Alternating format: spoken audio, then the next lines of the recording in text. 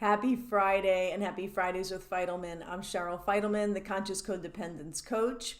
And today's topic on Fridays with Fidelman is codependence and obedience. And I'm also subtitling this Stay in Your Lane Part 2 because I put out a video called Stay in Your Lane just a few weeks ago. And staying in your lane is one of the fundamental, most important theories of my conscious codependence recovery work. So Stay in Your Lane Part 2 / codependence and obedience, and how for some of us, codependence is like an unconscious, unspoken way of being obedient to people that we feel we have to be obedient or appropriate to, or stay in the boundaries of what they think is good and what makes them happy. And so we're obedient to other people's realities. So, okay, that's what I'm going to cover today. Thanks so much for watching. Please like or subscribe to my channel and keep the comments coming. And all right, here we go. Codependence and obedience are sometimes one and the same. So when it comes to my 3 tenets of conscious codependence, which are the want to be wanted, the need to be needed, and or the need to prove oneself, when it comes to obedience, I think it lingers a lot in the 3rd tenet, which is the need to prove oneself. Oftentimes we are obedient. We might not think about it in that way. And like I say often in my videos, there are so many different behavioral traits and habits of codependence. So you might not have the obedience one. We all kind of different clusters of different behavioral habits. I definitely have had the obedience one, where I am trying to be obedient and consider what somebody else thinks is appropriate, what is going to make somebody else happy, considering what I think I can or cannot say, considering what I think they can hear and what they can't hear, or what I think they're going to get mad at me for. So I am obedient to all of what I think are the confines, realities, and beliefs of somebody else. And so this is a huge way in which we don't stay in our own lane. And I'm going to link below my first video that I put out on staying in your lane, so you really can sort of get the full breadth of what I mean by that and how we practice staying in our own lane inside of my conscious codependence recovery work. But as we're being obedient to somebody else's reality, we are not staying in our own lane. We are in their lane, in their world, trying to figure out how we're going to operate inside of being obedient. And so a lot of being obedient is proving we're good, proving we're just here to make them happy, proving we're not going to be radical or ruffle anybody's feathers, and which creates this identity within us of being the good person, or the good they, or the good he, or the good she. And this obedience, of course, is regressive.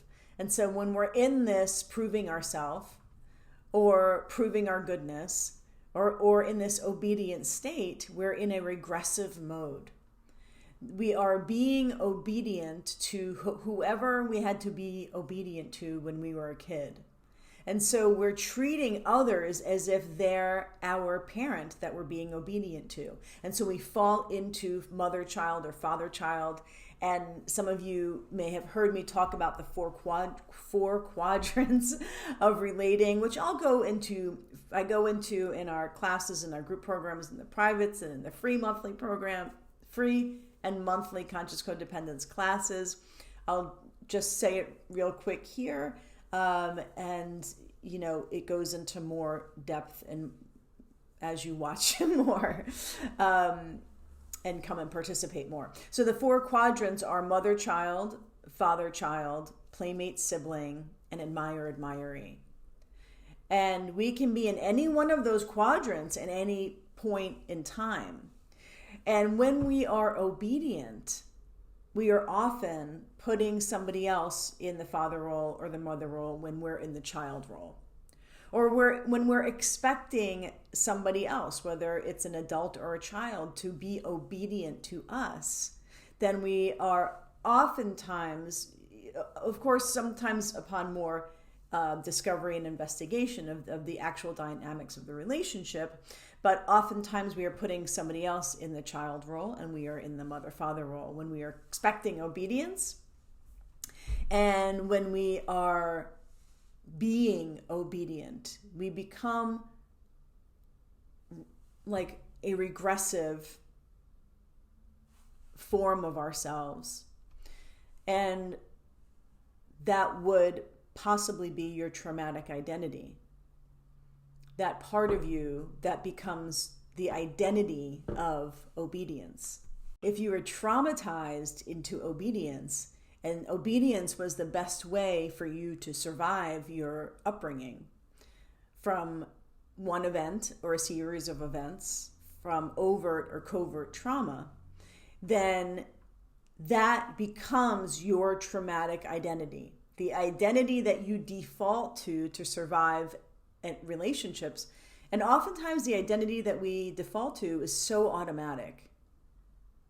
Like when we're being that identity, sometimes we're not even conscious of it. And then this is why I call my work conscious codependence. So that and it's kind of an oxymoron of a title, conscious codependence, because oftentimes when we're codependents, when we're being codependent, we're not conscious. And for some of us, we're asleep for decades of our lives, just being in this autopilot codependent way. And so conscious codependence is bringing this autopilot, unconscious, unawake way of being into our conscious mind so we can actually notice and witness our autopilotness. That we can notice our automatic behavior, notice what it feels like in our body and in our mind. What does that automatic traumatic identity feel like when we default to it? And what does it feel like in our body and our mind when we're when we're not in autopilot? When we're at choice and decision and our true nature and our soul is at the forefront and in the driver's seat. And so I'm kind of going and explaining some of these fundamentals of my work because we have a lot of new viewers last few weeks because of the Soul vs. Trauma series, which you can still sign up for. There's a few days left. I'll put that link in the description below as well. And so if you can leave a comment if obedience is part of your codependent cluster of behaviors. And for some of us, myself included, definitely earlier on in my codependence recovery, obedience leaves out discernment. And what I mean by that is I was obedient to everybody, not even discerning who they are or what kind of person they were, or if they were nice to me or if they weren't nice to me, or if we were friends or not friends or dating. And I mean, even in my dating life, I was so automatically obedient to what the other person wanted, not even knowing that they weren't necessarily obedient to me and they weren't putting my needs or desires first. So I wasn't discerning, does this person earn my obedience? Do I even want to be obedient to this person? It was just an automatic way of being. I was in my automatic traumatic identity because I was traumatized into being obedient to my mom, because she would rage out all the time and all of her rages were my fault. Like 6-7 years old, it was all my fault. You know, I caused her to rage out for days and days and days and tear the house apart. And so I formulated myself to be super, super, super obedient, because if I wasn't obedient, or if I did something that she just couldn't take, or it just didn't feel right to her, like I had an opinion or something like that, then she, it would trigger her episodes. So being obedient, and you may have earned your obedience in a different way than I did. We all get to these things in different ways. But my obedience was my traumatic identity, and I just was obedient. And I wouldn't, and it was an assumed way of being. I just assumed I had to be that way. And I assumed I wanted to be in everybody's good graces. And I assumed that I, needed to act a certain way so that people would think that I was like an appropriate, normal, regular person. So, these identities and these behaviors as codependents, it looks like we are being this way in order to serve somebody else. But ultimately, and in my work, I turn the camera to look at ourselves, because ultimately we are being codependent so that we occur a certain way,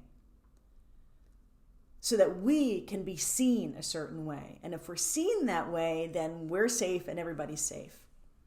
So inside of codependence and the 3 tenets of conscious codependence, my 3 tenets are the want to be wanted, the need to be needed, and or the need to prove oneself. When we are in any one of these 3 tenets, and you can go through all of my YouTube videos, and I have a video in each one of these, and in the Conscious Codependence Collective Facebook group, we have classes on each one of the tenets as well. We are proving ourselves for us, not for the other person. We play the martyr because we think it's for them, but it's really for us. It's really for us to be seen and accepted and not be blamed and be safe. And for all of the reasons that we had to play this role in our childhood. We all had different reasons for why we had to be obedient. We all had different reasons for why we had to focus on somebody else's lane more than our own. And the more we were traumatized into paying more attention to somebody else's lane, we're in somebody else's lane, we're in their mind, we're in their world so much, thinking about them and what they need and what they think is appropriate, that for some of us, we've not only lost ourselves, but some of us don't even have a self. And in conscious codependence recovery, we put the self back in. And it's a design a lot by my own codependence recovery journey. I mean, I just didn't have a self. I didn't have one. It wasn't like I compromised myself. It was like I just didn't have one. So, all right. We're all set. Thank you so much for listening to my thoughts, theories, and rants.